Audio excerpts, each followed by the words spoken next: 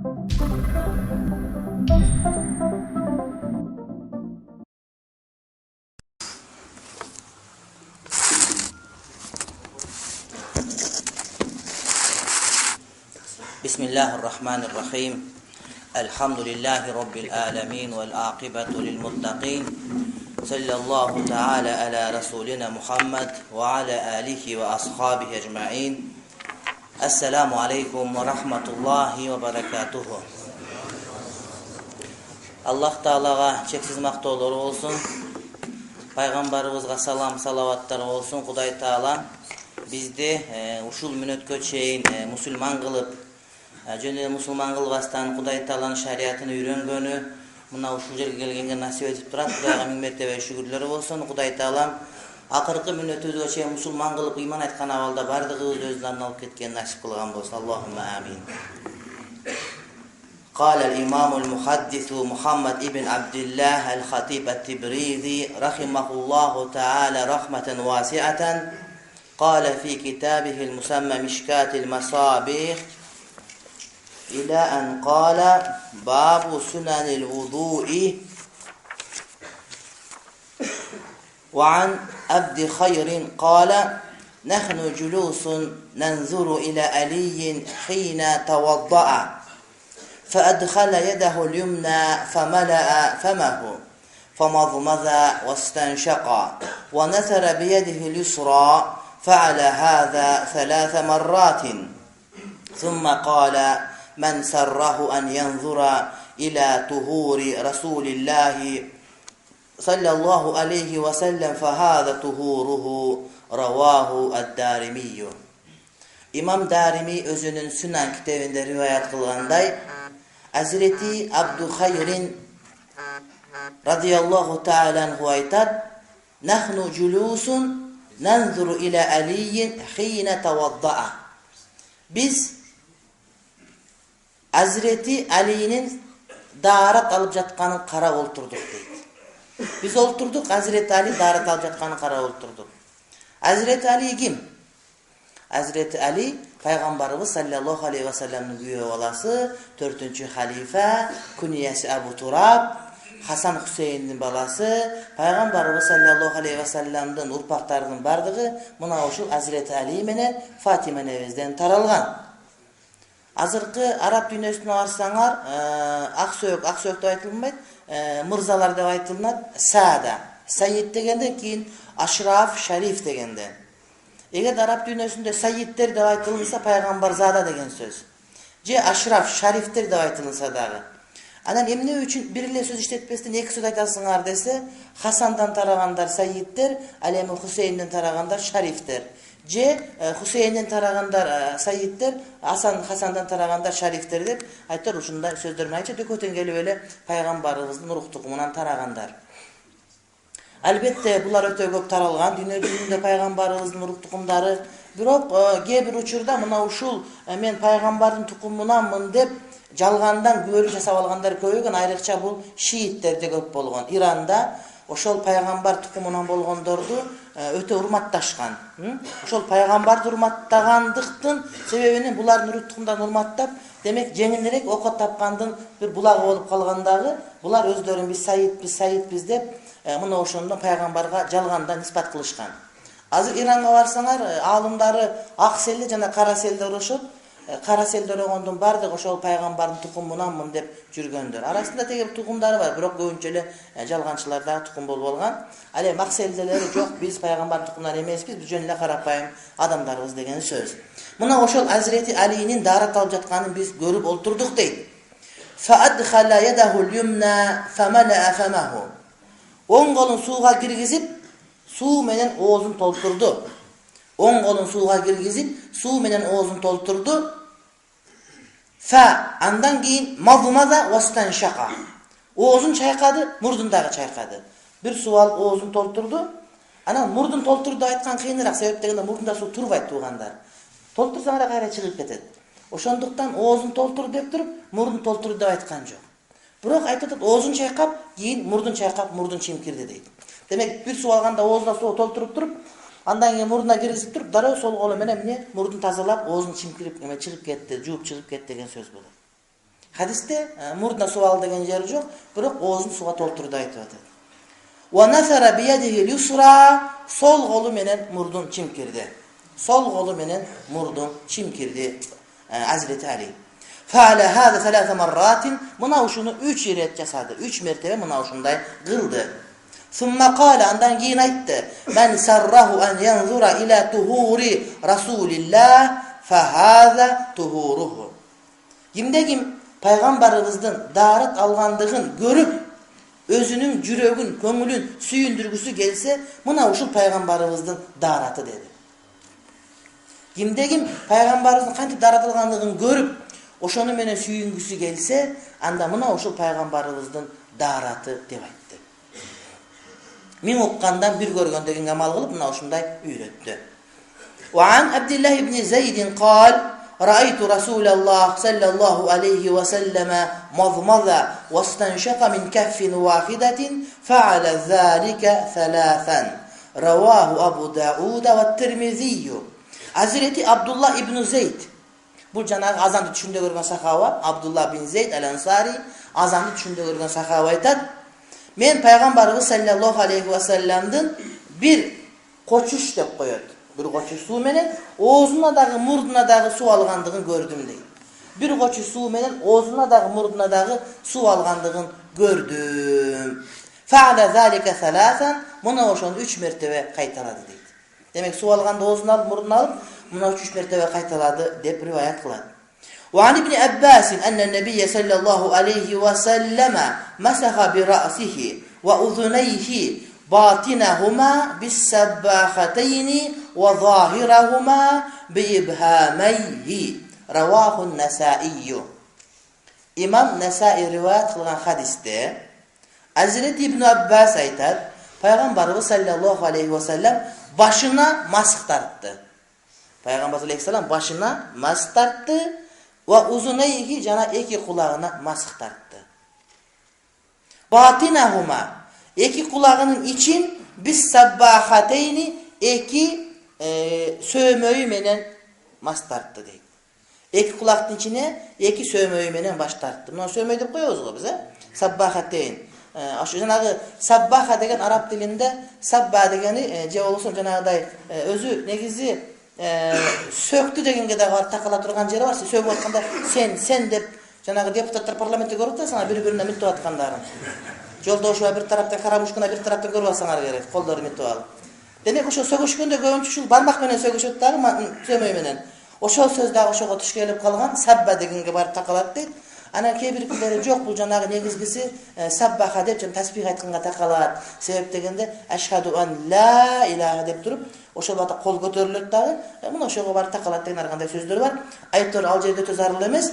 Aytör iki kulaktın için iki sömöy menen mas tarttı dagı. Wa zahirahuma, iki kulaktın arkasın bi ibhameyhi, iki baş parmağı menen deydi. Demek momunda kılıp turup andan keyin iki kulaktın arkasına momunday mas tartılat. Çürüktü tuğanlar. Bardı şunda alp jüröz daratты. İmam Nesai rivayet kılgan.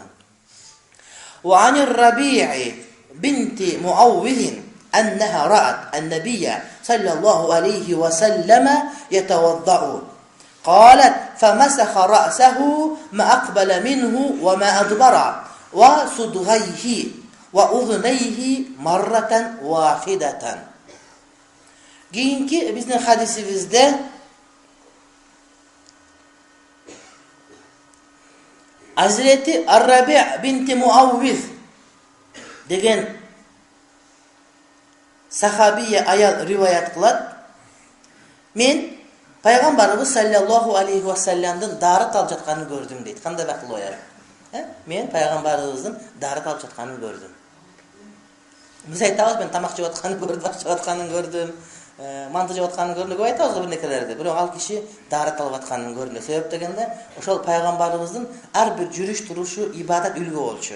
Oşol kişinin baskanı, turganı, darat algan aytır kıvır etkeni bardığını görüp oşonu jaşoga kirgize beriş gerek degen söz da. Oşon üçün janağı moldan aytkanın kılganın kılba degen söz tuura. Sebep degende molda tuura aytıp bирок tuura emes amal kılıp alışı mümkün. Bu kaçış alганын keregi jok. İnsan gede adaşıp kalat. Bирок Peygamberden aytkanın da kılganda kılış gerek. Oşon üçün İmam Malik aytkan, İmam Malik sabak beretile Madinada.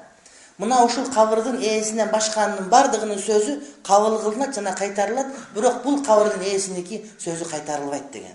Ал пайгамбарыбыз алейхиссалам. Демек пайгамбарыбыз алейхиссаламдын ар бир кылып өткөнүнүн бардыгы бизге шарият болгон. Аны көп адамдар түшүнбөйт. Карапайым адамдар ана молдолорду, имамдарды, карыларды, алымдардын бардыгын ошо пайгамбардай көрүп, алардын жүрүш турушунан аракет көрө беришет. Ошондой болсо болот турбайбы деп. Ошондуктан дагы молдокелдер кел астында жүргөндөргө жанагы сакал койгону важип деп айткан, же болбосо жанагыдай момундай жүрүш керек деп айткан. Кээде башкаларга уруксат берилсе дагы сен молдо болгон үчүн сага болбойт ошол маселе. Өзү мубах боло берет, бирок сен молдо болгон үчүн сага болбойт себеп деген элдер сени чүт-чүт пайгамбар катары көрүп алат. Адамдар ушундай тирүү мисалды көргүсү келет дайыма. Ошон үчүн кээде адамдар ошол мустахаб болсо дагы же мубах болуп аткарбай койсоң боло бере турган нерселерди деле жок, жалпы адамдар үчүн аткарганга тийиштүү болот деп ошону айтышат. Бул хадисте пайгамбарыбыздын таратылганын көрдүм дейт. Фамасаха рa'саху ма aqbala minhu wa ma adbara. Башына мас тартты алдынан арка жагына, аркасынан алды жагына дейт. Ва судгайхи жана эки судгайга мас тартты дейт. Судгай деген сөз, судгайхи анын эки судгасы деген сөз, мына ушул кулак менен мына сакал чыккан бар эмеспи? Ушунун ортосундагы изар деп коет, ошого дагы айтылат деп айтышат да. Бирок Ибн Малак деген бир чоң аалым бар, Ибн Паришта деген түрк аалым бар, ошол айтат, жок. Бул жана судгайхи деген сөз пайгамбарыбыз саллаллаху алейхи ва саллям айтканы, бул эки кулак менен мына маңдайдын ортосундагы чачка айтылат дейт. Мына ушул жерде чач чыгат, билесиңер, жанагыдай чачты алдырсаң дагы сары түктөр калып кетет бул жерде. Жаш убакыт алдырган болсоң, сары түктөр калып кетет, кара чачты алдыргандан кийин. Мына ошол кулактын ушагынан баштап маңдайга чейин болот. Мына ушуларга дагы мас тартат эле дейт да. Бул деген сөз мас тартканда ушул маңдайга чейин түшүрүп баштайт эле деген сөз. Чач чыккан жерден баштабастан ушул маңдайдан баштап наракка мас тартып кетет эле, баштын бардыгына мас толук тартылуу үчүн деген сөз. Анан жана кээ бир риваяттагы мына ушул жанагы мына ак жерге, чачып менен сакал менен кулактын ортосундагы мына ак жерге мас тартат деп айта турган болсок, анда ал кайсы бир деңгээлде туура эмес болуп калат. Себеп дегенде эмне үчүн бул жерге мас тартыш керек? Бул жер жуула турган милдеттүү. Эгер ушул жер жуулбай калса, анда дарат жүрбөй калат.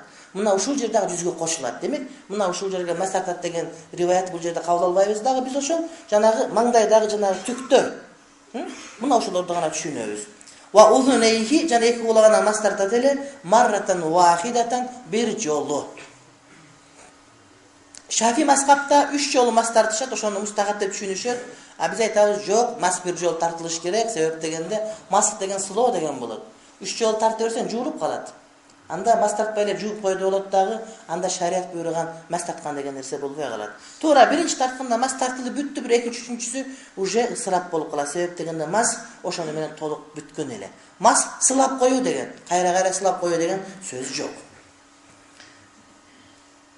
وفي رواية أنه توضأ فأدخل إصبعيه في جخري أذنيه رواه أبو داود. Başka bir rivayette Peygamberimiz sallallahu aleyhi ve sellem darat alıp iki sömöğün iki kulağının teşigine, iğnine girgizdi deydi. İğnine içine ошол жака iki sömöğün girgizdi. Bul yerde kaysi sömöğün aytkan yok, barmaklarının birinde atar. Ал эми жанагы жогорку риваятта эки сөмөй деп айтылганда, демек бул бармак дегенди сөмөй деп түшүнгөн болсок туура болот. Хадистер дайыма бирин-бирин эмне толуктап туруш керек. Анан бирөө сөмөй дегенди окубай калса, анан бармак дегенди окуп алып туруп, жок чыпалак менен чукуласаң боло берет, аты жок менен чукуласаң боло берет деп айтышы мүмкүн. Аны окугур айтканга. Себептен деги хадисти көргөн жок. Бирок аалым адам, хадистердин баарын билген адам, окуган адам катары жок, сөмөйдөн башка айткан окугу жок.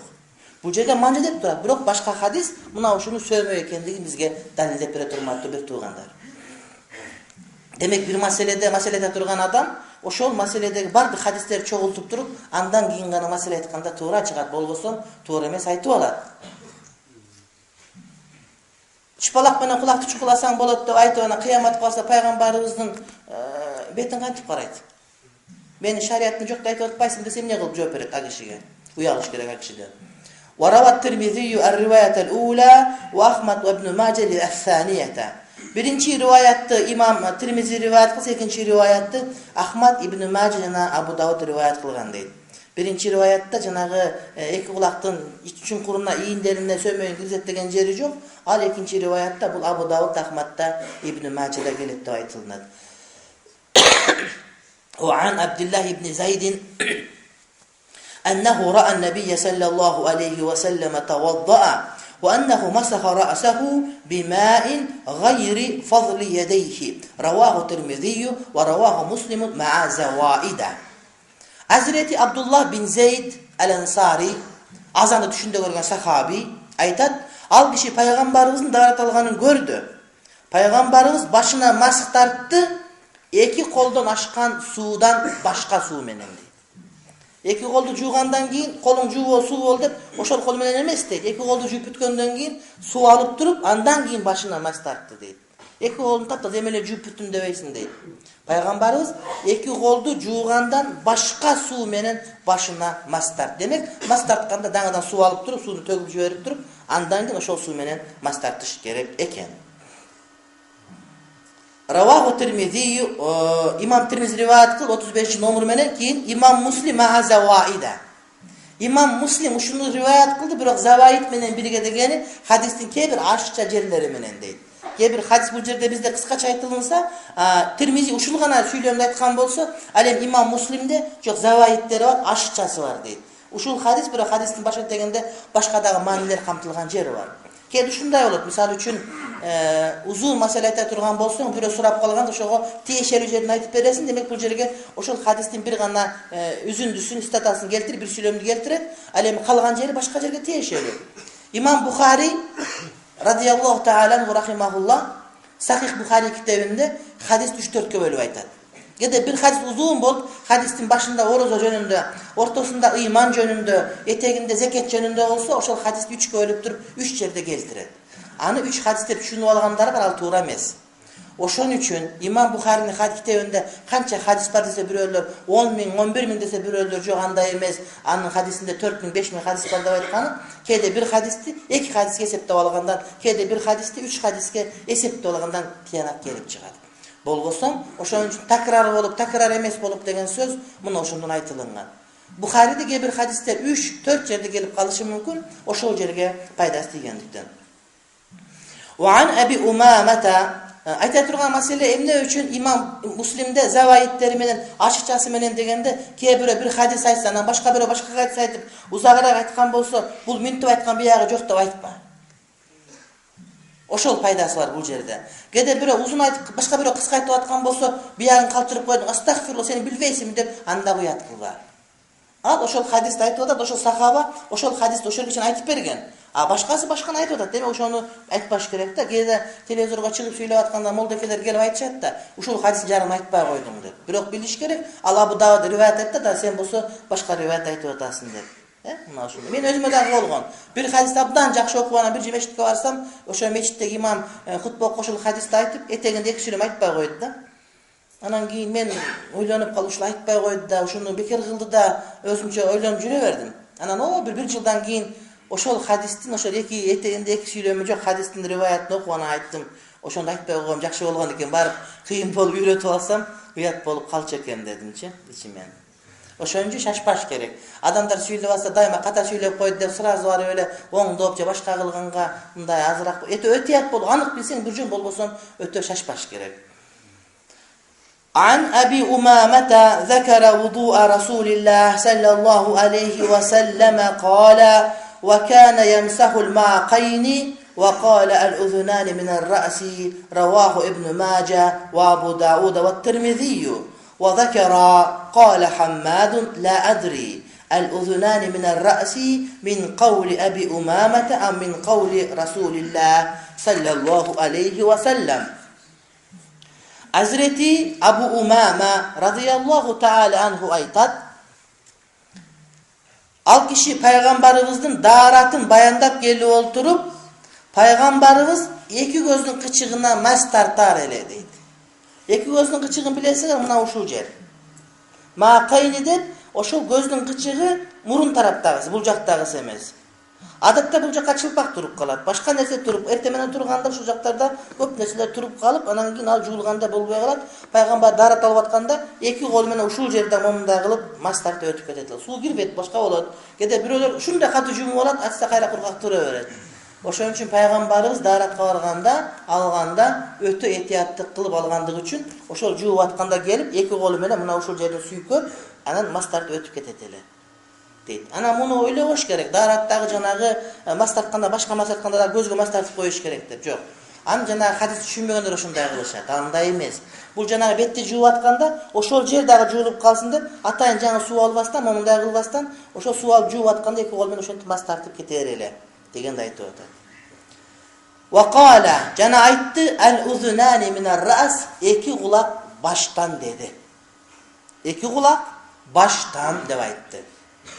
Ал бизден эмес дегенде эле эки кулак баштан деп айтты. Ибн Мажа риваят кылат, Абу Дауд, Тирмизи. Абу Дауд менен Тирмизи айтат. Хаммад айтты дейт, мен билбеймин. Ал-узунани минар-рас, эки кулак баштан деп айткан пайгамбардын сөзүбү же Абу Умаманын сөзүбү дейт. Себеби сахаба сүйлөп аттыр, ушинтип айт деп туруп анан кийин дагы айтты деп туруп айтып атканда, балким өзүнүн сөзүн айткандыр. Жана пайгамбардын даратын баяндап келип атты, ошондо эки көзүнө мас тартты деп айтты, эки көзүнүн жана чылпак болгон жерине. Не деп айттык бул жерде? Эки көзүнүн бул жери? Көздүн кычыгын. Кыргызчасын билбейм, көздүн кычыгын деп айтып атам. Андан кийин дагы айтып кошумчалап айтып атканда, ошол жанагы эки кулак баштан деген сөздү Абу Умама мына ошол сахаби өзүнүн сөзү кылып айтты го деген шекти келтиришет. Демек, эки кулак баштан деген сөз пайгамбардын сөзү эмес болуп калышы мүмкүн, сахабинин сөзү болуп калышы мүмкүн. Де сахабилер да ушундай айтып атып туруп жанагы сөздөрдү менен өзүнүкүн кошуп коет. Кошуп койгон атайлап эмес туугандар. Бир телефон аябай сүйлөп атат. Могу дейм. Ушулго дейм, Илгер учурда микрофон жок болгон. Аны билесиңер баарыңар. Адамдар сабакка көп катышкан. 5000 10 000 сабак окушкан. Анан молдоке маселе айтып аткан убакытта пайгамбарыбыз саллаллаху алейхи ва саллям айтты дейт. Анан бир 10 метрдеги бирөө дагы пайгамбарыбыз саллаллаху алейхи ва саллям айтты дейт. Ошентип отуруп айтты деп жана 5000 адамга жетет. Акыркысы бүткөндөн кийин иштердин бардыгы, амалдардын бардыгы ниеттерге жараша деп бир сүйлөм айтат дагы.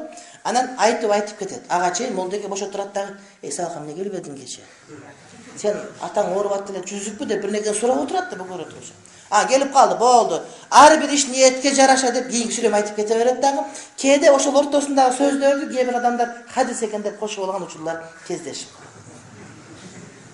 Ошол сыяктуу жанагы сахаба пайгамбарды дарат алган айтып аттыр, анан кийин ушинтип дарат алат эле, пайгамбар ушинтип сүртөт эле. Деп анан бүтүп туруп эки кулак баштан деп кошуп коюшу мүмкүн. Ал деген сөз ошол хадиске шарт берип атып туруп, жанагы башка мас тартканда жаңы суу албай эле ошол башка тарткан кол менен кулакка мас тарта бересиң дегенди түшүндүрүп айтып аткан болушу мүмкүн, ыктымалы бар деп айтышат. Демек, имамдардын ортосунда мына ушул эки кулак баштан деген сөз же пайгамбардыкы, же сахабанын өзүнүн сөзү деген талаш бар. Мулла Али Кари өзүнүн Миркат деген китебинде, бул өтө бир көркөм китеп, Миркат 11 том ушул китеп ушундай, Мишкаттын шархы. Ушул киши айтат, айырмасы жок дейт. Ал пайгамбардын сөзү, сахабанын сөзү амал кылуу бизге милдеттүү. Эмне үчүн милдеттүү десе, мына ушул сөздү адам акылынан чыгарып айта албай турган сөз. Эгерде сахабалар адам акылынан чыгарып айта албай турган, эсеп чыгарып билбей турган, только ошо шариаттын ээси, пайгамбар тараптан гана биле турган нерсе болсо, ошону өз айтып аткан болсо дагы пайгамбар айтты деп түшүнөбүз дейт. Эгерде сахабалар бейиш жөнүндө сүйлөп айткан болсо, эгерде алар акырет жөнүндө, тозок жөнүндө сүйлөп аткан болсо, эгерде мындай кылсаң мынча сооп берилет деп сахаба айтып аткан болсо, эгерде эки кулак баштан деп бир фикхи өкүмдү айтып аткан болсо, анда сахаба сөз түрдө пайгамбардан уккан экен деп түшүнөбүз. Себеп дегенде сахабалар оюнан чыгарып айтпайт эле. Отун кыйсаң болот, кышта үшүп калба десе аны түшүнөбүз айткан экен деп. Бирок динге байланыштуу маселе болуп, акыл менен чыгарып алуу мүмкүн эмес болгон маселе болсо, анда аны ошол пайгамбар айткандай деп түшүнөбүз. Себеп дегенде андан укпаса айтпайт эле. Кээде жашоонун ортосунда тиричилик болгон учурда айтып отурбайсың го, бул айтты деп маселени айтып кете бересиң. Ошол сыяктуу эле болгон дейт. Себеп дегенде, эки кулак баштан деген бул шар'ий фикхи өкүм. Башка мас тартканда жаңы суу албастан ошол эле суу менен кулакка мас тарта барасың деген фикхи өкүмдү иштихат кылбайт эле сахаби. Себеп дегенде өкөн эки башка болушу мүмкүн. Муну эрежеге дагы сала албайсың, усулга дагы сала албайсың. Демек пайгамбардан укмайынча айткан эмес деп ошону түшүнмөкпүз. Демек бул пайгамбар айткан сөз түрүдө. Болгон эле айып Абу Умама пайгамбар айт деп айтпай калган. Айтпай калса деле мына ошондой боло берет. Misal üçün bir padişah, je prezident, anan bir özünün помощнигин жөнөтүп, anan bir нерсени берген болсо, келип туруп, медеп берген болсо, берди деп айтпаса эле түшүнөсүң го. Ал ким ал? Ошо президент помощниги misal üçün. Илми yani Викрам келип берип аткан болсо, анан аны ой Атамбаев бериптир деп ыраазылык айтып, эки рекет шүгүр окуп, алардын өмүрүн тилеп, анан дуа кылып, анан түшүнөсүң. Президент бериптир деп ойлойсуң. Себеп дегенде эмне? Ошол президенттин аппарат жетекчисинин орун басары. Түшүнүктүүбү туугандар? Анан ал айтпаса деле, президент айтпаса деле президент деп түшүнөсүң тууган. Же башка маселелерде мисалы үчүн соттоп атып башка бир неке болгон убакытта сен башка бир неке түшүнүп калган болсоң деле аны түшүнөсүң. Мен айтайын дегеним 28-29 апрелде Истанбулда ижма боюнча конференцияга мен чакырылгам. Анан 29-30 күн Иранда бүткүл дүйнөлүк алымдардын чоң жыйынына да чакырылдым. Анан мен кийинки жумага бүгүн силерден уруксат сурап кетейин деп, анан ойлоп, анан биздин сотубузга немеге жанагы Свердлов райондук сот деп айтылат да. Ошо судьяга анан арыз таштасак ал макул деп жооп берген. Анан макул деп мен тияк айтсам, анан тияктагылар билет жөнөтүшкөн, билет колума тийген. Негизи аякка бүтүндөй өлкөлөрдүн муфтийлери, анан чоң алымдар келет экен. Анан бизден ошол кайсы бир деңгээлде мен чакырылып калгам же унутуп калгам, мен иштен түшүп калган билбейм. Анан бирок башка бир өлкө айтты, ошол сиздин өлкөдө ушундай бир оору болуп атат, анан мен сизди түшүнүп атабыз, ошон үчүн биз дуа кылабыз. Анан биз сиз менен биргебиз деп, ошого сиз көңүлүңүздү чөгөрбөңүз деп ошентип чакырып атабыз деген. Анан кийин тиги соттор уруксат берип, анан кайра бүгүн чалып айтат, мен уруксат бере албай атам силерге. Силер уруксат бер деп айтасыңар. Анан кийин башкалар бербей деп айтат. Эмне кылайын эми мен? Орто жолдо кыйнап бүттүңөр дегенде сөзүн айтты, ошондой деди дагы, ошентип мен кайрадан бара турган, барбай турган болуп атам. Демек, ошентип айтпаса деле ким тараптан айтылып атканы билинип турат. Балким бул тияка барып дагы бир нерсени сүйлөп бербесин чоң микрофондон деп, себепти ал жерге бүткүл дүйнөлүк авторитеттер келишет, дин илим боюнча. Египеттин муфтии, Тунистин муфтии келет. Анан ал конференцияларда мында элге көрүнгөн, ошол докладдар көрүнгөнү менен, бирок кечинде чай үстүндө башка жерде өтө чоң маселелер талкууланат. Маселе конференциядагы айтылган докладдарда эмес, маселе жанагы чай ичип отурганда, аңгемелешип отургандагы бир чечилбей аткан маселелер талкууланып, ошол жерге сүйлөшүп, пикирин кошуп, алар менен таанышып, бул өтө бир жакшы жыйынтыктуу маселелер. Анан Кыргызстан атынан барып ошол жерге сүйлөө, балким насип кылынбай калган окшойт. Анан бирок мен азыр ойлоп атам, мен андан баш тартам. Себеп дегенде ал вторникке чейин дагы күткүлөдөт, бул четверг күнү башталат, мен кетишим керек. Мен бул жака келген адамдардын жоопкерчилигин мойнума алгандан кийин, эгерде бүгүн так айта албасам, кийинки сабакка келгиле келбегиле деп, демек мен баш тартканга туура келет. Анан калган аларды Кудайга коебуз. Эгерде ушундай, балким ошондой жакшылыгы бар Аллахтын, иншалла. Демек кийинки жумада сабак болот. Мен эртең кайра билеттерин апарып берем. Мына ошондой. Демек ошентип аткан болсо, биз түшүнөбүз, бакыр сотту кыйнай бербейбиз дейм. Сот деле бир инсан депчи. Ошол сыяктуу пайгамбарыбыз ушинтип айтты деп айтпаса деле, пайгамбарыбыздын сөзү деп түшүнө беребиз. وعن عمرو بن شعيب عن أبيه عن جده قال جاء أعرابي إلى النبي صلى الله عليه وسلم يسأله عن الوضوء. Дагы бир конференция айтып берейин, хадисти бүткөнгө чейин. Москвада ушундай конференция болуп, анан мен барып доклад жасадым араб тилинде. Себеби бизге таандык конференцияларда араб тилинде конференция баян жасоо бул өтө жогорку деңгээлде деп эсептелинет. Анан бүткөндөн кийин ошону Россиянын муфтии орусча котортуп, анда Медведев президент эле, ошол киши аны угуп, анан Казанга келип, ошол докладдын эсебинен анан сүйүнүп, ислам билим берүүсүнө 1 миллиард рубль бөлгөн. Бул чыккан интернеттерге. чыккан интернеттерге.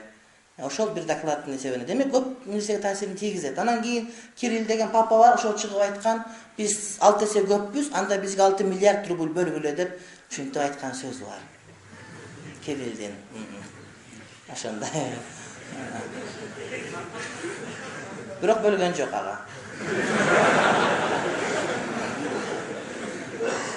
وعن عمرو بن شعيب عن أبيه عن جده قال جاء أعرابي إلى النبي صلى الله عليه وسلم يسأله عن الوضوء فأراه ثلاثا ثم قال هكذا الوضوء فمن زاد على هذا فقد أساء وتعدى وظلم رواه النسائي وابن ماجه وروى أبو داود معناه.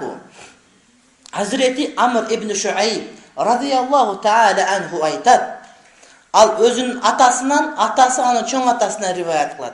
Gördüңөр, muğundan muğunga. Balası molda, neveresi molda degende, Peygamberimizden atası rivayet kılat, çoğun atası, andan anın balası, andan neveresi rivayet kılat. Demek şunçalıktan geldi azdektep bergen.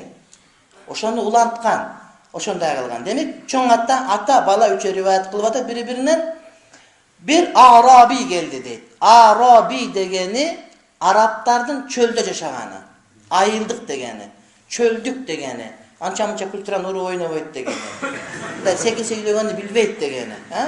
Oşonday bir Arabi dep, azırdığı şunday bular. Eger Araplardan şu Arabi degeni o çöldüklerge ot, eger de kokustan taksi kılıp жүрген bolsa, ola dep bir neke söz düşünbey alasın. Bulardыкын. Anan bирок жүрөк абдан açık bolot bulardыкы. Bular jana şardık bolup şıvırap, ana mınday kılıp gözümen aytkanda düşünbeyt. Bular oğuzun çıkkan nersege gana işengen uşunçalık ak көңүл adam bolot. Bizdin de ayıldıklar uşunda taptaza bolot, bilesiňerби? Ayıldıklar taza bolot. Oşol siyaktуу Araplarda da şunday. Oşunda bir Arabi geldi. Arabi kelip peygamberlik gelip durup darattan soradı. Yes'aluhu anil vudu'i, darat kanday bolot dep soradı. Alar şunday kişilere bolot. Oylanyp oturuşpayt. Sahabalardan dele görüp alsam bolot, peygamber darat alganda barıp görüp alsam bolot. Jok аны kızıtırbayt. Bana tarat üretip koyuңuz dep peygamberden soray beret. Peygamberimiz dele alarga gösterip bere beret. Sebep degende al Arabi. Fa'arahu thalatha keyin darat alıp körsetdi 3 joldan. Darat alganda juu turgandardын bardыгын 3 mertebeden juu peygamberimiz darat alganды körsetip berdi. Summa qala, keyin aytdı. Hakadal wudu, darat mına uşunday bolot dedi. Darat mına uşunday bolot dedi. Biz көп учурда мешитке чыгып, минбарга чыгып, маселе aytaberебиz, antkile, mintkile akıldı bolgula dep aytabыз. Peygamber көрсөтүп туруp, mına uşunday dep көрсөтөт эле. Biz amanatты көрсөтүp, чынчылдыкты көрсөtүp деп адамдарга үйрөтпөстөн, ошо сүйлөгөндөр өзүбүз көрсөтүшүбүз керек биринчи кезекте. Анан чынчылдык мындай болот, аманат мындай болот, ихлас мындай болот десек, ошондо жарашат. Эмне үчүн азыр маселеден көп маселе айтылынат.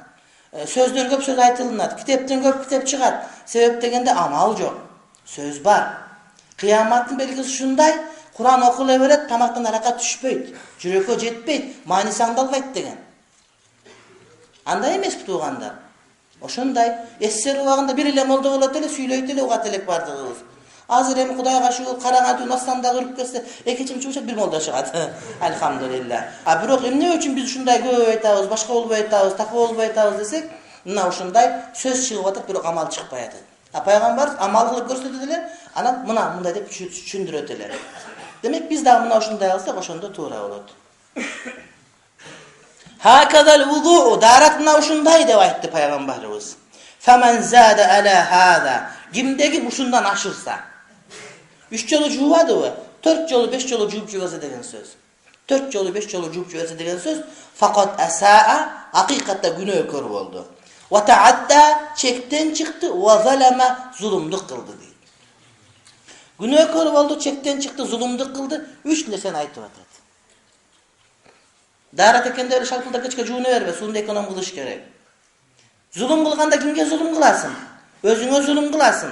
Günökör bolup aldın. Arttık kılam dep tırttık kılıp aldın. Börkal dese baş aldın. Saman dese Samarkand'da uçurdun degen söz. Çılpagan aşında gözünü oyup aldın degen söz bulur. Taat da çekten çıkıp gitti. Sana çek, paygambar gösterip bergen çek. Andan çıkpa. Emne üçün biz demokratiyani jaman göröbüz. Demokratiya degen söz, bu her kim kalağanı süyley beret degen söz. Oyuna minege şunu süyley ber degen söz. Bu toora emes tuğanlar. Adamdın hukuku, bir adamdın hukuku baştalgan жерден senin hukukun bütöt.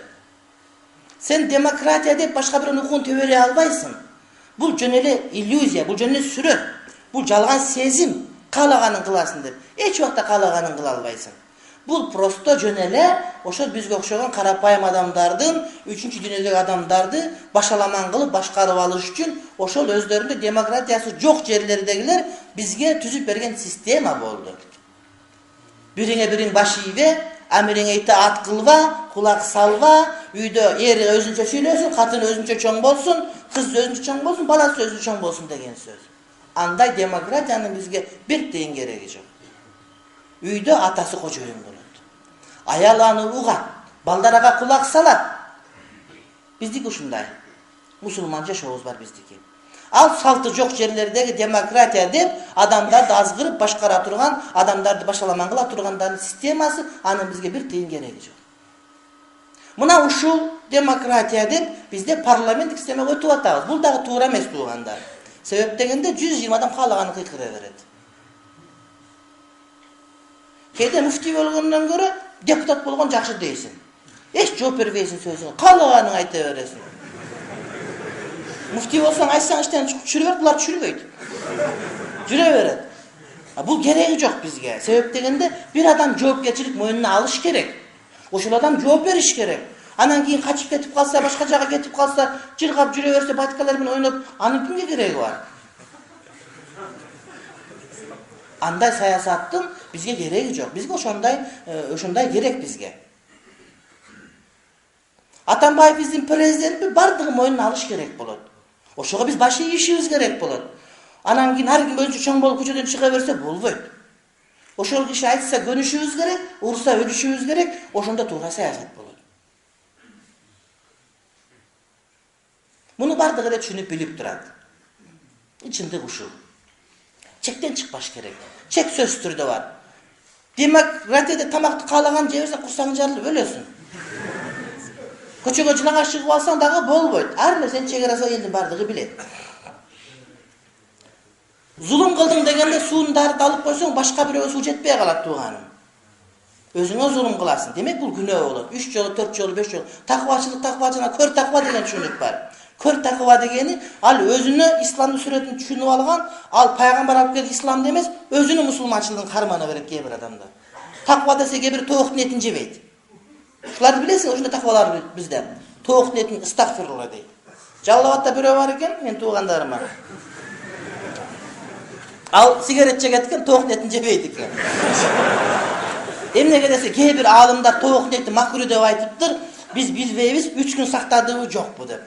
Себеп тоок этин дароо жегенде кыйын, себеп тоок ар нерсени чокуй берет. 3 күн таза жем бериш керек, жана жерге түшкөн чокутпаш керек. 3 күн тоокту байлаш керек деген түшүнүк бар да. Сен боло берет, просто мындай желательно деген. Аны ошого дейт, бул тоокторду каяктан билем мен? Булар макруh дейт. Сигарет тартып отурат. Мен айттым, ушундан да тооктун богун жебейсиңби деп.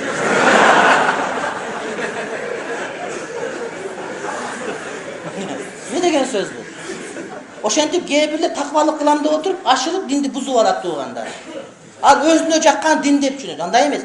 Дин деген Аллах Таала айткан, пайгамбар айткан, аалымдар ошону кантип айтып берген, ошол бойдон кетиш керек болот. Чектен чыкпаш керек. Анан таквамын деп отуруп, кээ бирлер билесиңерби, простат болуп, балалуу болбой калгандар бар. Кыштын күнү 40 градус суукта муздак сууну алып барып, ыстынжа кылам деп отуруп, тоңдуруп, иштин баарын өлтүрүп, бурак кылып, эч ойгонбой турган болуп калгандар дагы бар. Ал туура эмес. Ал туура эмес. Эмнеге таямум деген нерсе бар бизде? Эмнеге ден соолук сакташ керек деген нерсе бар? Аны түшүнбөйт кээ бир адамдар. Кээ бир адам таквалык кылам деп отуруп, аял үйдөн качып кетет. Кээ бир атасын баласы жаман көрүп калат. А биздин динибиз бактылуу болгонду камсыз кылганы келсе, биз дин кармана отуруп бактысыз болуп калабыз.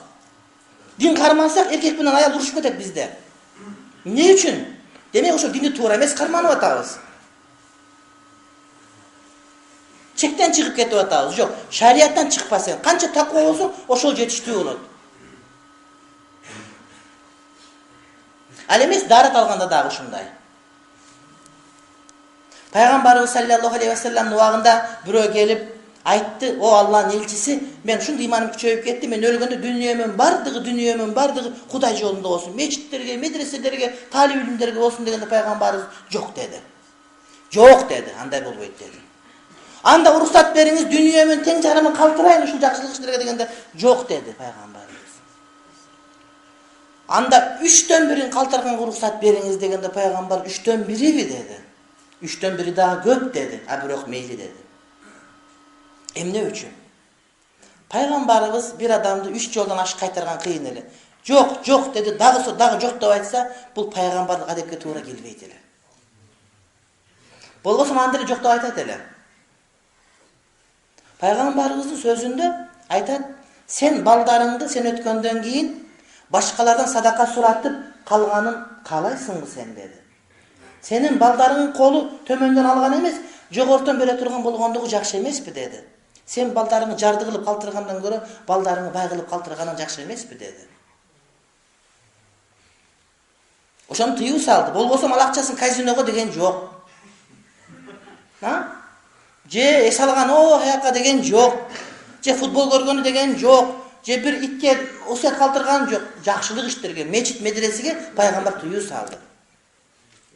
А бирок Азирети Умар, Азирети Абу Бакыр дүнүйөсүн баарын бере берет эле. Аны билесиңер. Азирети Умар айтат: "Качан иш кылсам, Абу Бакыр озуп кетет менден" дейт. "Качан иш кылсам өтүп кетет менден" дейт. Анан бир күн айттым дейт, "Шашпа" дедим. Азыр пайгамбар бир нерсе айтса, сөзсүз ушундан өтүп кетем дедим дейт. Анан десек эле пайгамбарыбыз садака кылгыла айтып калды дейт. А пайгамбар күнүгө сурабайт эле. Бизде кээ бир мечиттерде күнүгө сурай берет. Кээ бир мечиттерден мындай жүгүртө берет бияк-биякка. Туура өтө зарыл болгондо кулап түшсө бир жөн. Бирок Бишкекте кээ бир мечиттер бар, билесиңер. Базарларга жакын жайгашкан мечиттердин биринде чарсы менен эле бияк-биякка чурката беришет. Күнүгө чурката берет. Кандай мен эмне платный намаз окуймунбу? Концерттен айырмасы жок болуп калды го бу. Антпейт эле пайгамбарыбыз. Ошо кээде зарыл болгондо айтса да берди дейт эле. Дегенде Азирети Умар чуркап барды дагы дүнүйөсүнүн тең жарын алып келип туруп, "Мына" деп мынтип караса, Абу Бакыр жанында отуратмыш. Абу Бакыр дүнүйөсүнүн баарын көтөрүп келип берген экен садака. Пайгамбарыбыз Абу Бакырдан кабыл алды, Умардан дагы кабыл алды. Бирок тигинден кабыл алган жок. Себеп дегенде, Абу Бакырдын иманы тигилердикиндей эмес эле. Анын иманы мөмөлүү иман эле. Абу Бакырдын иманы жарды болуп калса дагы, башка болуп калса дагы чөкпөй турган иман эле. А бизде кээ бир туугандар сакал коюп жакшынакай эле жүрөт дагы, ана Москвада иштеген бир досу келип калган болсо, ал келип машина алса, бул курулушта иштеп аткан, далалда жүрсө, "Ой, мен сакал коюп жүрсөм деп ала алган жокмун. Бул тияктан барып келди, сакалды алып сыра сигарет чегип алгандарды мен көрүп жүрөм." Демек, алардын иманага жол бере элек. Бул жаңы эле көчөт болуп турат. Мөмө берген жок. Бул гүлдөгөн чаңдашпай калыптыр иманы. Деген сөз болуп чыгат.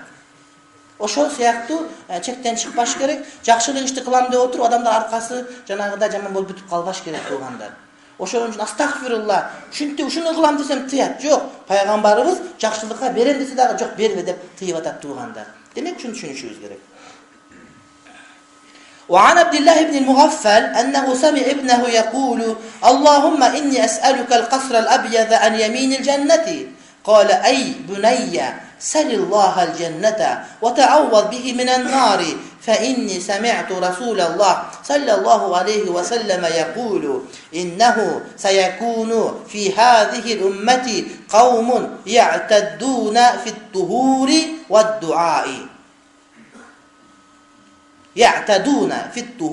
والدعاء رواه أحمد وأبو داود وابن ماجه.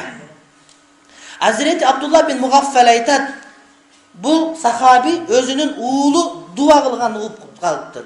Sahabi otursa uğulu dua kılıptır. Oğuday dep uğulunun dua kılgan uğup kalıptır. Kant dua kılıptır? Allahumma inni es'alukel kasral abyada an yeminil cenneti. Oğuday Taalam. Mağa beyiştin oң jagındağı en çoğ ak kasırdı mağa nasip kıl.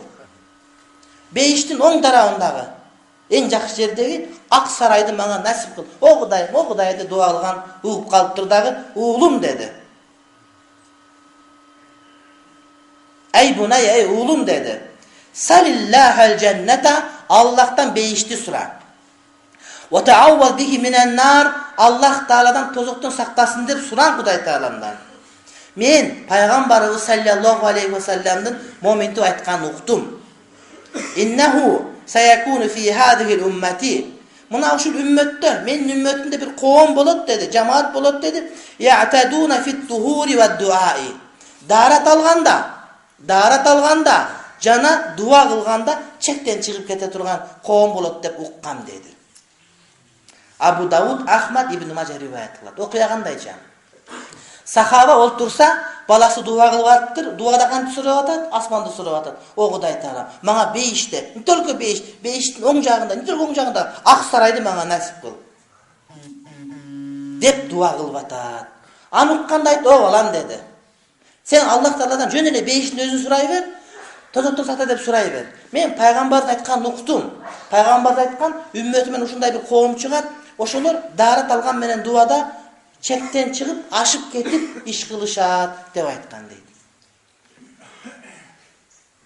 Uşul hadisi düşüngönde ulamalarımız kebirleri toora emes düşünüp alışkan. Kebirleri toora düşünüşkön. Emne üçün toora emes düşüngön dese kebirler aytat. Emne üçün sahabi özünün balasını kaytarat. Sebep degende meçitteki ak kasır, oң jagındagı ak kasır saray bul paygambarlardın darajasını surap atat.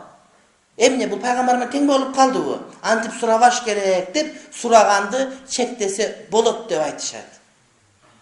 Bирок eң çoң alımlarыбыз Saharan Furi bul aytat al toora emes аны түшүнгөнүңөр дейт.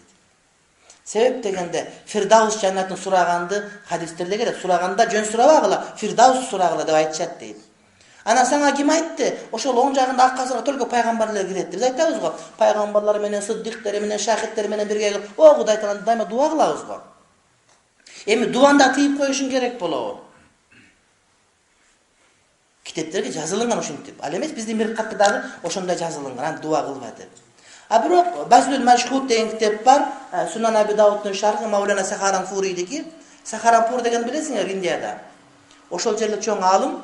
Ошол китептен окуп берем.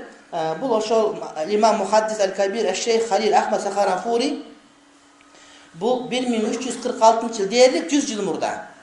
Дээрлик 98-97 100 жыл мурда өткөн бул киши бир азыраак Закария Кандахлавийдин хашиясы менен бул ушундайдан 15 том. 15 том. Ошонун биринчи томунда ушул хадиске айткандай айтат. فإن القصر الأبيض لا يختص بالأنبياء. Beyişteki aksaray bu peygamberlerine tanıdık emes deydi. وَلَيْسَ هُوَ شَيْئًا مُعَيَّنًا. Al peygamberlerde kıgan anık deyip aytalbayız deydi.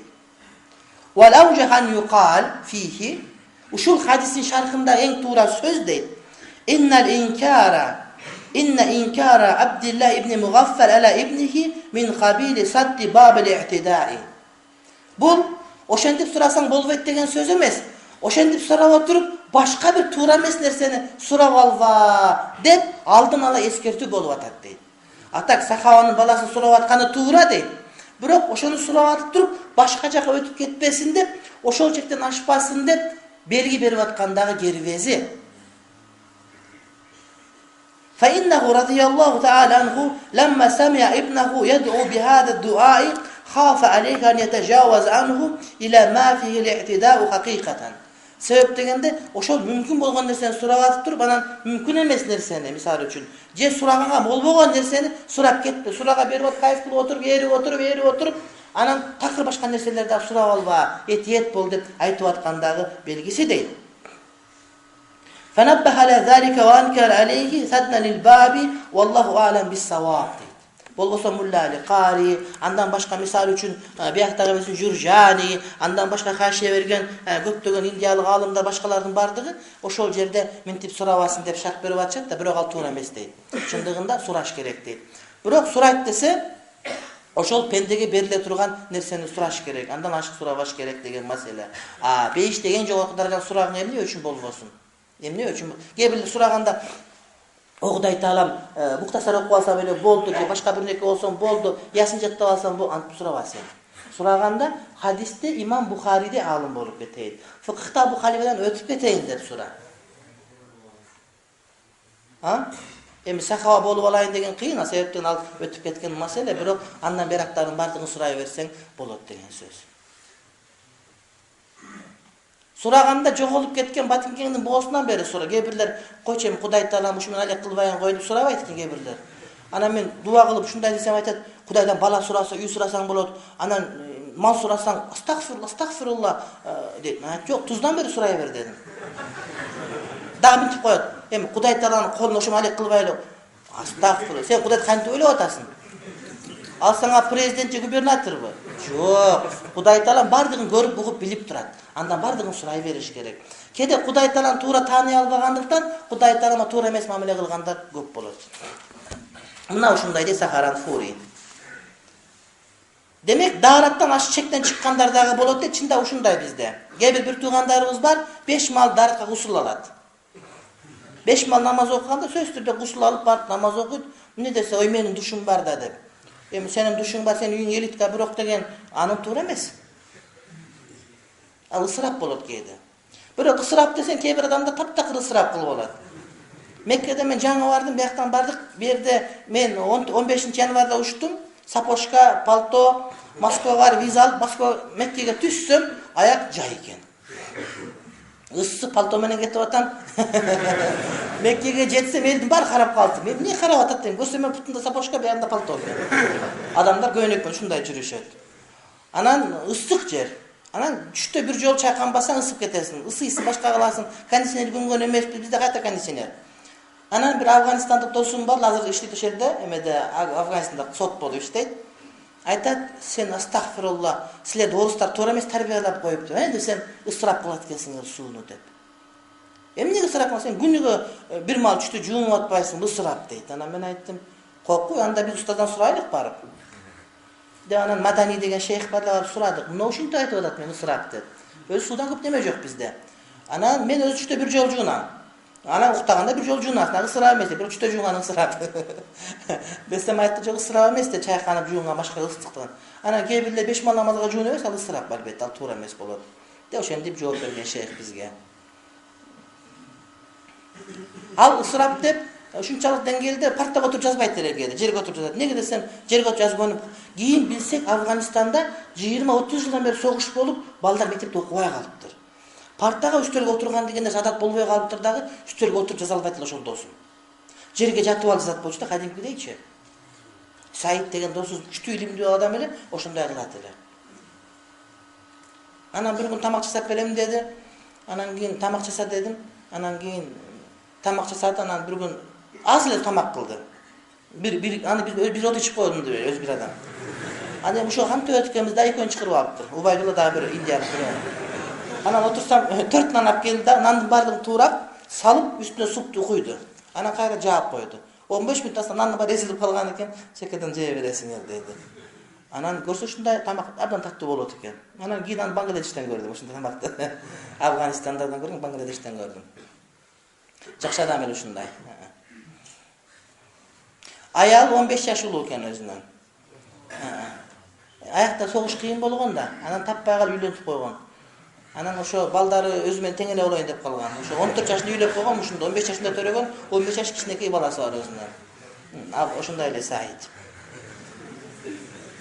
وعن أبي بن كعب عن النبي صلى الله عليه وسلم قال إن للوضوء شيطانا يقال له الولهان فاتقوا وسواس الماء رواه الترمذي وابن ماجه وقال الترمذي هذا حديث غريب وليس إسناده بالقوي عند أهل الحديث لأن لا نعلم أحدا أسنده غير خارجة وهو ليس بالقوي عند أصحابنا. Ubay bin Ka'b sahabaların qarılarından bu peygamberimizden rivayet kılat deydi. Darattın özünün şeytanı var, anın adı Velahan deydi. Daratta adamdı azgıra turgan şeytan var, al şeytanın adı Velahan. El-Velahan cümşe heymenin oşonday darattın şeytanı. İşi oşan, только daratta seni buluş gerek. Daratты ызчылатан ошо шайтан аты валахан. Аузу биллахи мин валахан. Фаттаку васвасал маи, суунун васвасасынан сактангыла дейт. Таза болуп калдыбы, суу жетпей калдыбы, жетип калдыбы, суу менен болуп калды деп сактаныш керек. Васваса калтырбагыла. Шарият боюнча өкүмдөргө амал кылып атасыңбы? Ошондой кете бер. Манаракка киришпесе. Ой мындай болуп калды, ой мындай болуп калды. Васваса азыр бизде көп болуп кетти. Себептеги адамдар иманга келип башка болгондон кийин ошол имандууларды шайтан эми имандан чыгара албай калды, васвасага чыгарып атат да. Кечээ мен аялдарга бастырат жамаатка сабак берип атып, ошондо бир кызык мындай ибаратка түшүп келдим да. Азыр аялдарга сабак баян эмес, дарс катары кетип атат дагы. Шайтан адамга васваса кылганда биринчи кезекте эмне кылат дейт? Алардын ыйманын алып күфүргө чыгаранга аракет кылат дейт. Эгерде күфүргө чыгара албай калган болсо, анда экинчи өчүрүттө ыйман менен тура берет, бидат иштерди кылганга аракет кылат дейт. Бидатта кылбай койгон болсо, андан кийин чоң күнөөлөр, зына, паракорлук, сүткорлук жана башкаларга амал кылып баштайт дейт дагы. Чоң күнөөлөрдө амал кылбай койсо, кичине күнөөлөргө аракет кылып баштайт дейт. Кичине күнөөлөр мындай кыл кыбыланы карап деп, андай мындай палан түкүн деп. Кичине күнөөдөн да сактанган болсо дейт, анда бул эки иштин соо азырагын аракет кылып калат дейт да. Муну кылсаң көп сооп, муну кылсаң андан азыраак сооп, ошол азыраак соопко байланып алат дагы, чоң соопту калтырып коет дейт. Кээ бир биздин азыр Кудайга илимдүүлөр көп. Аравиядан окуп атат, Египеттен окуп атат, Пакистандан окуп атат. Анан келсең бурчукка отуруп эки баланы окутуп отура берет да. Көбүрөөк бияк кыймылдасаң кичине. Кичине бир райондун баарын камтырсаң өзүңө, кара адамдын баары көчөгө чыгып кетти аңач болуп. Чуркасаң десең, мен муалим сани окутуп атам деп. Муалим сани Меккеге барып 10 жыл окубай эле, ошо 3 күнгө даватка чыкканда окутуп коет аны. Муалим сани мисалы үчүн. Сен түзүгөр окусаң бир неке, мен ушу гразы боло берет. Туура анысы жакшы, бирок андан да чоң иштер турат го тууганым. Чынбы тууганым? Ал кыла турган иш адам максимум өзүнүн күчүн жумшаш керек. Адамзатка жакшылык кыла турган болсоң, сен ошонун кызмат өлүп калса бактылуу болосуң. Кээ бирлер күчүнүн 10% жумшап коет, андай эмес. Сен даватка бир күндө 100 адамга айта аласыңбы? Сен 100 адамга айт. 2 адамга чектелип калба. 2 адамга айткан жакшы, бирок 100 адамга айткандан бетер жакшыраак. Шайтан ушундай васваса кылат дагы, эң соопту көп иш турса, фазил турса, мафзулга өтүп кетет дейт. Бул дагы шайтандын васвасасы. Өзүнө соорото берет ушинтип. Мага боло берет. Кээ бир адамдар бар, намаз окуй турган башка болсо 5 бал ыраазы болот, бирок убактысы бар да көбүрөөк окуганга жок, ага аракет кылбайт дейт. Андан кийинкиси, ага дагы шайтан васваса кылбай, жок, бул мындай деп иштерин таразылап тура турган болсо, анда бул адамды дейт, жанагыдай мубах иштерди көбүрөөк алек кылдырып коет дейт. Мубах иштер, соланы көбүрөөк кылсаң болот, тамакты көбүрөөк жесең болот, досторуң менен сүйлөшсөң болот, бияк-бияка бассаң болот, мубах уруксат берилет. Ошолорго көбүрөөк аракет кылып, ошо менен болуп шымын үтүктөп, кийимин үтүктөп, топчусун карап, мындай кылып, дагы минтөндө кайра мындай кылып коюп, күзгүнү бир карап, кайра келип, дагы минтип коюп. Арам эмес, дурус, бирок пайдалуу ишке жумшаса болот. Ошол нерсени. Ал дагы болбой калганда эмне кылат десе, үмүтүм үзүлдү дейт дагы, адамдарды ошого каршы куруп баштайт дейт. Сен жакшы болсоң, асан башка бир жаман көрүп баштайт. Сени көрө албайт, сен жөнүндө сөз сүйлөйт, башка кылат, ошентип олтуруп азгырат шайтан деп ушинтип жазыптыр. Аны окуп алып мен таң калдым. Мадариджу саликин деген китепте ушинтип айтылган дейт. Ошентип шайтандын, ошентип азыр биздикилерге шайтан васваса кылып калды. Бирөөлөр келет, маселе сурайт, айтып берсең, талак түштүбү десең, түшкөн жок десең, же түштү десең, келип, кайра ушундай, точно ушундайбы деп сурайт. Бая эмес, аны точно эмес айттымбы? 3 күндөн, мынтип айткан болчу, ошондой эле уккан мен сенин сөзүңө. Васваса болуп отуруп, ушунчалык оорукчан болуп калгандар бар да. Менин бир группалашым бар эле, кечке даарат алат. Анан даарат алып кетип, деп кайра даарат алат. Анан колун жууп келип, эшикти чыканага менен түртүп ачат. Колу даарат бузулуп кала туруп, кайра буту менен түртүп эшик жабат. Ошентип отуруп 5-ден асырга чейин даарат алып, асыр окуй албай калып, шам окуй албай калып, азыр намаз окуй албай калды. Москвада иштеп отур. Менин группалашым. 5 жыл университет окуган институтта. Шайтан васваса кылып азгырат тууганым. Төмөн жактан жогору жакка алып кете берет. Кээде ошон үчүн даараттын васвасасынан сактаныш керек болду. Имам Тирмизи риваят кылган, Ибн Мажа риваят кылган, Тирмизи айтты, бул хадис гарип хадис дейт. Иснады өтө күчтүү эмес, акыл хадистин жолунда, себеп дегенде биз ушул хадисти иснаты менен харижадан башка бирөө алып келгенин көргөн жокпуз. Ал биздин жолдошторубуз да мухаддистерде кави эмес дейт. Кави эмес деген, күчтүү эмес дегени ал хадис даиф деген эмес, хадистин мааниси туура, себептен эшетен чындап эле ошол суудан васпаса кылат. Бирок имам Тирмизи илимий жолдо ошол хадистин санатын туура эмес дейт. Туура эмес деген жок, болгону харижа гана хадисти пайгамбарга чейин так айтып барган, ошондуктан анын хадисин биз күчтүү эмес деп гарип деп түшүнөбүз дейт. А бирок гарип болуп калган сөздөр даиф эмес. وعن معاذ بن جبل قال رأيت رسول الله صلى الله عليه وسلم إذا توضأ مسح وجهه بطرف ثوبه رواه الترمذي. Hazreti Muaz ibn Jabal aytat, men payg'ambarimiz sallallohu alayhi vasallam darat alıp anan giyiminin bir tarafı menen betin sürtkönүn gördüm deydi. Darat alıp turup munda kılıp sürtkönүn je jana giyimini tegi menen betin sürtkönүn gördüm deydi. Andan keyinki hadiste ilk hadis çok bir mani vergen yaxşı olur.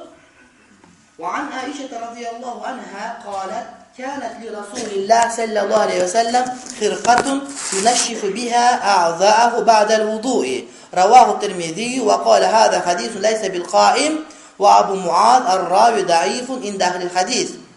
Hazreti Ayşe nebizden aytat, Peygamberimizin özünün darat algandan keyin müçölörün kollarını arçıp turgan atayın yüz arçısı olur ele. Yüz arçı. Sülgüsü olur ele. Sülgüsü olur ele. Sebep yüz arçını mendil deydi. Elemi yunaşşifu hirka degeni bul janağı sülgü degeni. Sülgüsü olur ele. İmam Tirmizi rivayet kıl, bul hadis özünün butuna turalbay turgan hadis Abu Muaz rivayet kılgan al daif dep aytıp atat. Demek darattan keyin betti koldu artsa bolobу bolбойбу деген mesele. Biz bilemiz bu mirqatda men kötörüp geldim, bирок balki boşundan da okup bereyim. Bu jönündө momундай bir жақшы mesele aytıp atat. Hazreti Mulla Ali Qari aytat, Peygamberimiz sallallahu aleyhi ve sellem negizi deyt darat algandan keyin arçıgan emes. Maymun enekebиz Peygamber darat algandan keyin sülgü ötörüp kelgende sülgünü kaytargan deyt. Oşol darat algandan keyin oşol su özüne özü kurgap ketkendi eң жакшы деп көрөр эле. Бирок өтө зарыл болуп калган учурда гана кийимдин чекеси менен же сүлгүсүн арчыган болушу мүмкүн, кайсы бир себептерден улам. Мисалы үчүн дароо бирөө учураш керек болуп калды бирөө менен, же башка бир сыяктуу нерселер болуп калды. Бирок ошондо дагы бир адам сүлгү менен арчына турган болсо, денесин таптакыр кургатып жибербеси. Себеп дегенде ошол дараттан калган суулардын денедеги жук өзү ошол дагы таспайтып турат деген дагы риваяттар бар. Анын үстүнө күнөө тамчылап турат, тамчылар ошондуктан гусул алгандан кийин деле, андан кийин жуунгандан дарат алгандан кийин деле мүмкүн болушунча арчынбай койгондугу жакшы дейт. Балким медицина илиминде бул деле далилденгендир, балким далилдеп аткандыр, илим эмчектеп аткандыр, балким далилдейттир. Бирок ала далилдебесе биз билебиз ошонун өзүндө көптөгөн пайдасы бар деп. Су бет арчыгы жуугандан кийин арчыбастан койгондун пайдасы арчып койгонго караганда сөзсүз көбүрөөк болот. Бирок зарыл болсо бир жөн. Анан кээ бир алымдар айтат, ошол сүннет арчыбай койгон, бирок арчыганга уруксат берилет дейт. Ana kээ бир адамдар айта берет, жанагы бутту жууганда бутты арчыба пепак менен кийип ала бересин. Ошол менен карап кала берет. Бирок сыдыруу деген бар. Дарат алгандан кийин ошо колдордогу башканы сыдырып, мындай кылып сыдырып жиберген, ага уруксат берилет. Аны пайгамбарыбыз аткарган деп айтылат. Бирок арчыган дегенде пайгамбарыбыз маймун энекеге сүлгү бергенде сүлгүнү кайтарган, ошол бойдон калсын деген дейт. Силкенди кээ бирлер жактырышпайт. Себеп дегенде аргандай көрүп калышы мүмкүн деп, бирок жанагы алгандан кийин колдо калганды колго түшүп силсе анда бир жөн болот. Ал дагы айтылат. Бирок жанагы дененин өзүндөгү сууну сирткен жакшы эмес. Ал эми пайгамбарыбыз бир жолу дарат алып атканда 5 жаштагы бир Махмуд деген бала, жаш бала турганда пайгамбар суу алып, анан сууну пуф деп бетине чачып берген, азыраак. Анан ошо жанагы бала Махмуд деген бала кийин чоңойгондо ошондо мен 5 жашта болчумун, пайгамбар дарат алып атып муну ошентип чачкан деген риваят келет да. Мунун кандай пайдасы бар деген ойлойбуз. Пайгамбар жаш балдарга ушинтип үлгү берген. Анан чачкан дегенде толтуруп, анан бетине чачып берсең бала коркуп кетет, бирок кичине мындай ойло тамаша кылып пуф деп сууну чачып койгон, ага уруксат берилет. Анан уламалар айтышат, ошол 5 жаштагы бала ушуну билип калса, демек балдарды 5 жаштан баштап илимге берсе болот турбайбы? Ошо илим жаттап кал деп, ошондон дагы пайда чыгарган алымдарыбыз. Ошол Махмуд ибн Лабиб деген сахаби болгон. Аны ошончо кете менде дарат алган жана бирөө турса, минтип колундагы сууну балдарга чачырап атат кылып алганчы кичине. Анан кээ бирлер урушо беришет. Балдар коркутасын депчи. Жок, мен суу чачкан жокмун, жөндөй колумдагы сууну минтип атам деп ошентип калам. Кээ бирлер мен урушуп калам, сен ушинте бересиң деп. Ооба. Hazreti Muaz bin Cebel jönündө көптөгөн окуялар болгон. Аны иншалла өз убагында айтып беребиз. Al-Faslu Salis an Thabit ibn Abi Safiyyah qala قلت لأبي جعفر وهو محمد الباقر حدثك جابر أن النبي صلى الله عليه وسلم توضأ مرة ومرتين وثلاثا قال نعم رواه الترمذي وابن ماجه. Sabit ibn Abu Safiye aytat, men Abu Ja'far Muhammad Baqirga ayttım, sağa Jabir rivayet kıldı deb ayttım deydi. Ova dedim deydi. Kantip dese Peygamberimiz bir joludan, iki joludan, üç joldan jup darat algan deb ayttıbı desem ova deb жооп berdi deydi. Oşunday bolgonluğu biz hadislerden alganбыз, Peygamberimiz kede bir joldan, kede iki joldan, kede üç joldan jup darat algan. وعن عبد الله بن زيد قال إن رسول الله صلى الله عليه وسلم توضأ مرتين وقال هو نور على نور. Peygamberimiz sallallahu aleyhi ve sellem deydi, iki jolu darat alıp bul nur üstüne nur dedi deydi. İki jolu darat alganda nur üstüne nur degen emine? Degeni birincisi farz, ikincisi sünnet. Demek farzga sünneti jabıştırdık, nur üstüne nur kıldın degen mesele. Demek birincine karaganda ikinci ansayın köp nur beret degen. Peygamber nasihatinde gelet, kıyamatta men ümmetlerim muhaccalin kaşkası jarkırap gelet dedi. Şonda kançalı köp darat algansa şunçoluktan gelde jarkıragan nuru köpürөөк bolot degen söz. Je hidayetin üstüne hidayet degen söz. Hakikatin üstüne hakikat degen söz dep şart berişet. وعن عثمان رضي الله عنه قال إن رسول الله صلى الله عليه وسلم توضع ثلاثا وقال هذا وضوئي ووضوء الأنبياء قبلي ووضوء إبراهيم رواهما رزين والنووي ضعف الثاني في شرح مسلم. Hazreti Osman aytat, Peygamberimiz sallallahu aleyhi ve sellem üçtön darat alıp ayttı deydi, bul menin daratım, jana menden murda ötken peygamberlerden daratı, jana İbrahim'din daratı dedi. Demek peygamberlerin sünneti üç yoldan jup darat algan. Menin daratım, menden murdagi peygamberlerin daratı, jana İbrahim aleyhissalamdın daratı dedi. İbrahim aleyhissalamdı emne üçün aşçı ayttı. Emnege peygamberlerin daratı deb aytıp atkanda bunu aşçı aytıp atat. At-tahsis ba'da ta'mim. Jalpıla aytkandan keyin jeke aytıp atat. Men özüm ушундай деп ойлойм. Жанагы бул менин daratım, жана пайгамбарлардын darаты дегенде ошол пайгамбардын дарат деп түшүнүп албасын. Эмнеге Ибрахим дегенде Ибрахим пайгамбарлардын ичинен, демек жанагы пайгамбарлардын бардыгынын дарат дегенге мындай бир тактоо өретинде болсун деген сөз. Ибрахим дегенде сразу башка пайгамбар эсиге түшө калат. Анан пайгамбардын менин даратым пайгамбардын дарат деп айтып койбо. Пайгамбарлардын дараты. Ибрахим дарат дегенде Ибрахим эмнеге айтты? Демек пайгамбарлардын бардыгын айтып атам дегенде бир ишарат берилген ошол пайгамбарыбыздын бир хикматы сөздөрүнүн бири. İmam Nevevi ikinci bölügün oşol hadisин janagı İbrahim'din dagı darat degendi bul daif dep İmam Müslim'din şarhında keltiret deyt. Wa an Anas qala kana Rasulullah sallallahu aleyhi ve sellem yatawaddau li kulli salatin ve kana ahaduna yakfihi al-wudu ma lam yuhdis rawahu Darimi. Hazreti Anas aytat, Peygamberimiz sallallahu aleyhi ve sellem ar bir daratga namaz alat ele alemi bizdin başkabız daratımız buzulsa gana darat alat elek deydi. Hazır uşunday go bizdeki. Daratın buzulbasa keçke jüre veresin. Bирок Peygamberimiz her bir namazga darat alat ele, daratı buzulsa dagı, buzulbasa dagı. Oşontun tarikattın jolundagı adamlar emne üçün her bir namazga darat alat, daratı buzulbasa dagı nur üstüne nur dep oşol amal kılışıp. Bирок Peygamberimiz sallallahu aleyhi ve sellem oşol adamlar oşonu vacip eken de düşünüp kalbasın. Daratı buzulbasa dagı darat alış gerek eken de düşünüp kalbasın. Jana körtak bolup ketpesin dep bir günü 5 mal namazı bir darattan okugan. Hazreti Ömer сурап туруп, атайлап кылдыңызбы дегенде, "О, атайлап кылдым" деген. Эмнеге? Ошону милдеттүү эмес экен деген баяндап.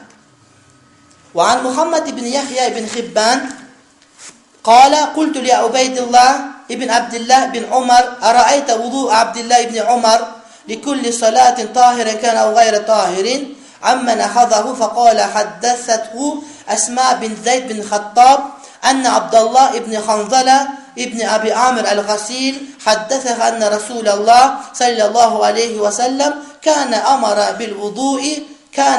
بالوضوء لكل صلاة طاهرا كان أو غير طاهر فلما شق ذلك على رسول الله أمر بالسواك عند كل صلاة ووضع عنه الوضوء إلا من حدث. Бұл хадисте турап атышат, пайгамбарыбыз саллаллаху алейхи ва саллям дараты бар болсо деле, дараты бузулса деле, ар бир намазга дарат алгандыгын, каяктан алгандыгын билесиңби деп сурадык дейт. Сураганыбызда Асма деген энекебиз айтып атат дейт. Ага айтып беришкен экен дейт, кантип адегенде пайгамбарыбыз буйрулган экен. Дараты болсо дагы, болбосо дагы ар намазга дарат алганга. Бирок ошол нерсе пайгамбардын өзүнө да кыйынчылык жараткандыктан пайгамбарыбызга ар бир намазда мисвак тартканга буйрук берип, андан кийин дараты бузулганда гана дарат алгандыгы милдеттүүлүк айтылган деп айтылат. Демек жанагы ар бир намазда пайгамбар мисвак тарткандагысы ошол жанагы пайгамбарыбыз ар бир намазга дарат алуусунун милдеттүү экендигинин калган изи деп түшүнсөк болот. Пайгамбар сөзсүз түрдө ар бир намазга мисвак тартар эле. Ошон үчүн айткан, эгер үммөтүмө кыйын болбогондон да ар намазга мисвак тарт деп айтат элем дейт. قال فكان عبد الله يرى أن به قوة على ذلك ففعله حتى مات رواه أحمد.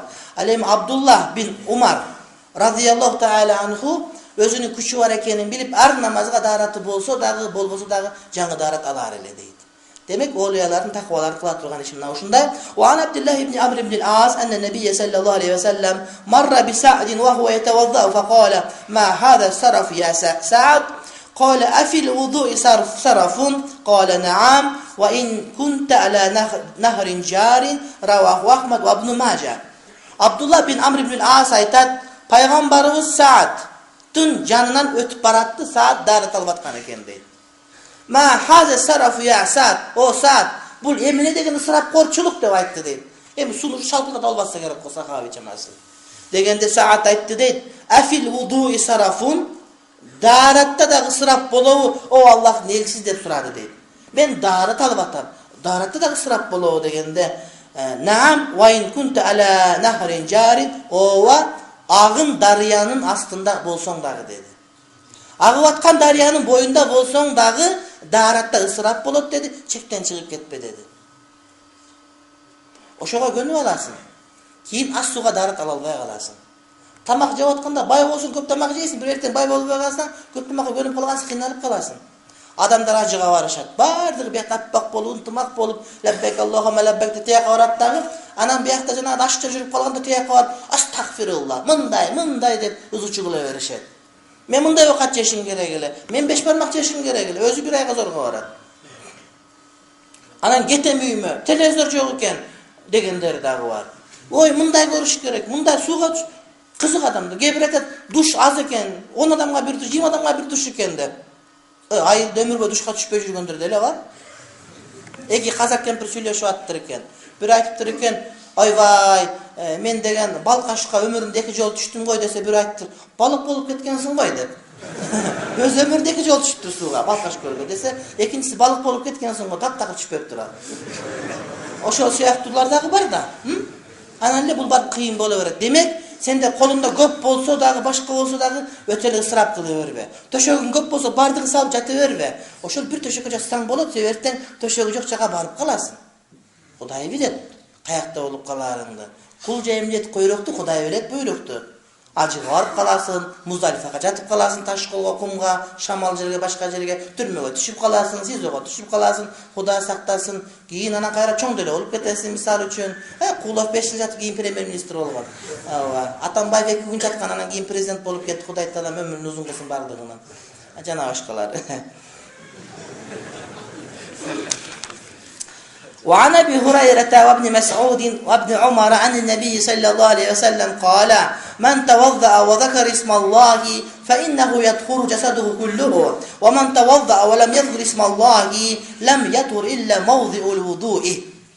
Hazreti Abu Hurayra aytat, İbn Mas'ud aytat, İbn Umar aytat, Peygamberimiz mintip aytdı deydi. Kimde darat alganda Bismillah'ni aytkan bolsa, denesinin bardığı taza bolot deydi. Kimde darat al Bismillah aytpay koysa, anda oşol juğan jerleri gana taza bolot deydi. Wa an Abi Rafi'in qala kana Rasulullah sallallahu aleyhi ve sellem iza tawadda'a wudu'as salati harraka khatimahu fi isba'ayhi. Rawahu Madaraqutni, rawa İbn Majah al-akhira. Abu Rafi aytat, Peygamberimiz namaz okuganda, namazga algan daratını algan vaqtda şakegin kıymıldatıp koyor ele deydi mancasındağı.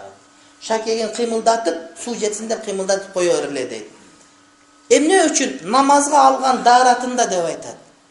Sebep degende adamlar namazga darat alganda bölökçöre kalat. Ana bir adam darat alganda misal üçün uçuraşkanı birөө menen daratça uçuraşpayın dep. Je misal üçün meşitke girgenge daratlansa şaşıp uşu bir joldan jup darat alıp koyot da, a birok namaz okuganda adduşu darat alat, berilip darat alat degen söz da. Andan sonra darat degendin manisi jönele koldu juyut degen söz. Egerde jönele koldu juyganda şaket kıymıldatpay koyson bolat, sebep degende kol juyganda koldogo may ketiş gerek boldu degen söz. Al endi bul jerde namazga darat degende kadimki toluk darat alganda Peygamber şakek kıymıldatat ele deyt. Demek şakek bolsa ayalдар kulagında söykөsү, ana murduna tagып alganda murdundagı söykөsүn, usul alganda başka bir yerinde söykөsü olsa söykөsүn. Oşolordun bardığın jakşılap juuş gerek degen söz. Anan inşallah şunu menen biz daratın sünnetlerin büttü, kийинки sabaktan başlap gusul jönündө gelet. Sabakta biraz kızık duracakka ötüp ketitaz inşallah. Şunu menen bugünkü sabak jыйынтайбыз, azanga уруксат беребиz.